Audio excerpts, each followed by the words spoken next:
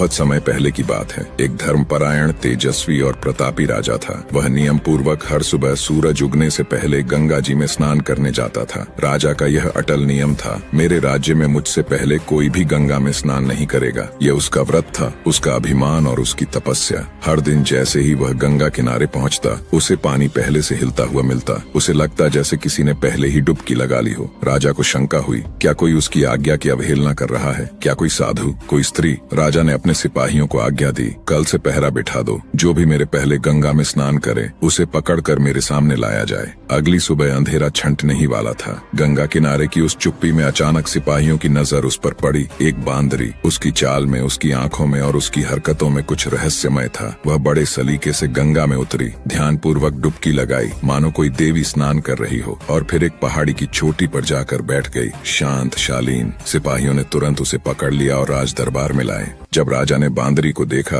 राजा को अपने ही वचन की याद आई, जो स्त्री मुझसे पहले गंगा स्नान करेगी, मैं उससे विवाह कर लूंगा। सभा मौन थी। राजा ने कहा, मैं अपने वचन से पीछे नहीं हटता, और यह देवी रूप में मेरे सामने आई है, मैं इसका सम्मान करूंगा। राजा ने उस बांदरी से विवाह कर लिया। समय बीतता गया। वैशाख का पवित्र महीना समाप्त हुआ और पवित्र पुण्य से उस बांदरी को गर्भ ठहर गया। राजा की अन्य रानियां ईर्ष्या से जल उठीं। वे रानियां जो वर्षों से संतान के लिए व्रत करती थीं, मन्नतें मांगती थीं, आज एक बांदरी माँ बनने वाली थी। 9 महीनों बाद एक रात बांदरी ने राजा से पूछा, जब मुझे प्रसव पीड़ा होगी तो मैं क्या करूंगी? मैं किसी को पुकार नहीं सकती। तब राजा ने महल में घंटी बंधवा दी और बोला कि जब तुम्हारे दर्द उठे तो इस टाली को बजा देना, फिर मैं आकर बंदोबस्त कर दूंगा। पर महल की दीवारों के पीछे ईर्ष्या की आंधी उठ चुकी थी। राजा की रानियां अब चुप नहीं रहना चाहती थीं। उनकी आंखों में बदले की आग थी। वे नहीं चाहती थीं कि एक बांदरी के संतान का भविष्य इस राजवंश से जुड़ जाए। सातों रानियां बंदरिया के पास आईं और झूठी मित्रता से पूछा, ये टाली क्यों बंधी है? बंदरिया ने निश्चल भाव से सच कह दिया कि जब मेरे बच्चा होने वाला होगा, तब राजा को बुलाने के लिए ये घंटी बांधी है। तो रानियां बोली, तो बजा कर देखो ना, राजा सच में आते हैं या नहीं। बंदरिया ने घंटी बजाई। राजा सच में दौड़े चले आए। क्या हुआ? बंदरिया बोली, रानियों ने कहा था कि बजा कर देखो कि राजा आते हैं या नहीं। राजा को क्रोध की सीमा न रही, लेकिन उन्होंने अपने आप को संभाला और वहाँ से चले गए। कुछ दिन बाद जब बंदरिया को प्रसव पीड़ा हुई, उसने बार बार टाली बजाई, बट राजा नहीं आए। बंदरिया कांप उठी। अब मैं क्या करूं? रानियों ने मौका देख लिया और कहा, आंखों पर पट्टी बांध लो और मुंह नीचे कर लो, जो होगा सह लेना।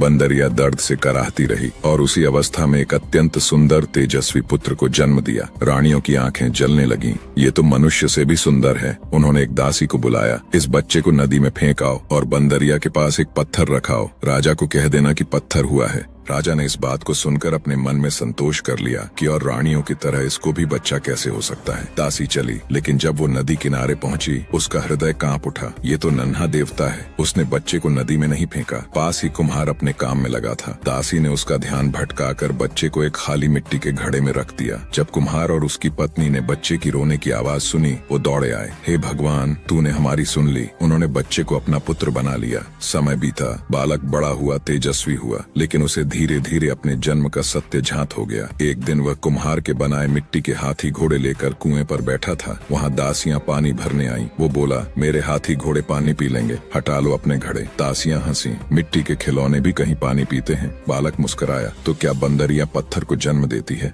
दासियां सन्न रह गईं, भागी और जाकर रानियों को सब बताया। अब रानियां डरने लगीं, कहीं राज खुल न जाए। उन्होंने एक जहरीला लड्डू उस बालक को भेजा, लेकिन जब लड़के ने लड्डू खाया, वो तो गुड़ का लड्डू बन गया। ईश्वर की कृपा उसके साथ थी। अब रानियों ने राजा से जिद की, इस कुम्हार और उसके बेटे को नगर से निकाल दो। राजा मान गए। कुम्हार जंगल में चला गया, लेकिन अब आया गणगौर का समय। बालक 101 करवे, 101 गोली और घड़ों में पानी लेकर बगीचे में जा बैठा। तभी साहूकारों की कन्याएं मिट्टी लेने आईं। बालक बोला, मेरी गोली खाओ, मेरे चारों ओर घूमो, तभी पानी मिलेगा। प्यास से बेहाल लड़कियां राजी हो गईं। गोली खाई, चक्कर लगाए। कुछ दिनों बाद सभी कन्याएं गर्भवती हो गईं। लड़कियों के पिता उस कुम्हार के पास गए और बोले, तुम्हारे लड़के ने हमारी लड़कियों से फेरे लेकर शादी कर ली है। इन लड़कियों को अब तुम अपने पास रखो। कुम्हार बोला कि इतनी सारी लड़कियों का मैं कैसे पालन पोषण करूंगा। तब उनके माता पिता ने उन लड़कियों को बहुत धन दौलत देकर विदा कर दिया। अब वे कन्याएं उसकी पत्नियां बन गईं। फिर समय बीता। थोड़े दिन बाद कुम्हार के घर 101 पोता हो गया। कुम्हार ने उत्सव रखा, संपूर्ण नगर को आमंत्रित किया।